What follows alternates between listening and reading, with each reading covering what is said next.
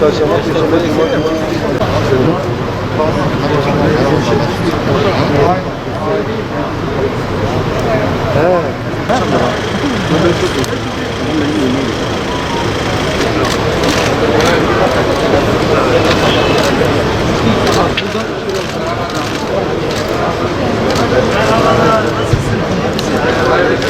Gençlik ve Spor Bakanı olarak Kastamoğlu. Tamam, ne zaman geliyorsun?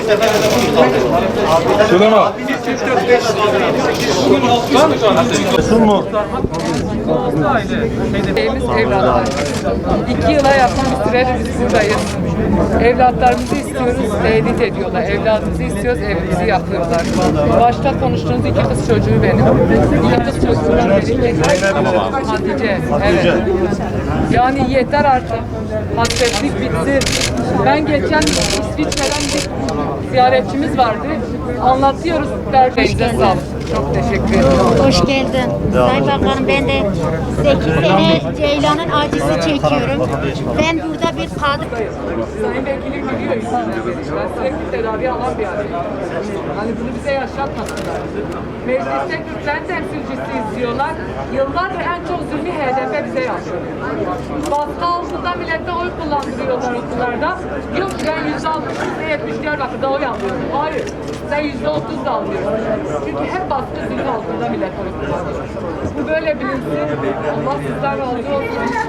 İnşallah bu hasreti, evlatlarımız olan hasreti bir an evvel sona erdireceğiz. Az önce evlatlarının nöbetinin 641.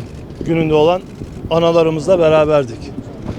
Onların haykırışını, onların sızısını hep birlikte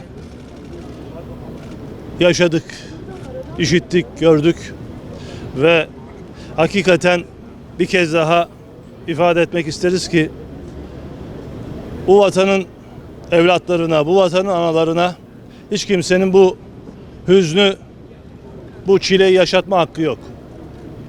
Bu coğrafyanın güzel insanının o güzel kalbini, eşsiz duygusunu, iyi niyetini istismar edenler, bu vatanın dört bir yanında evlatlarının istikbaliyle oynayanlar bilsinler ki bu onurlu mücadelenin, bu haysiyetli direnişin yanında hem yüreklerimizle, hem dualarımızda ve hem devletimizin tüm imkanlarında yer almaya, bu mücadeleyi birlikte sürdürmeye devam edeceğiz.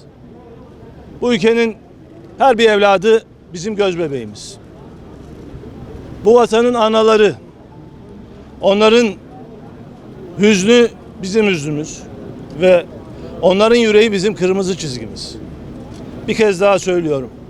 Analarımızı bugüne kadar olduğu gibi bundan sonra bu anlamlı mücadelede tüm imkanlarımızla yüreklerimizle desteklemeye devam edeceğiz.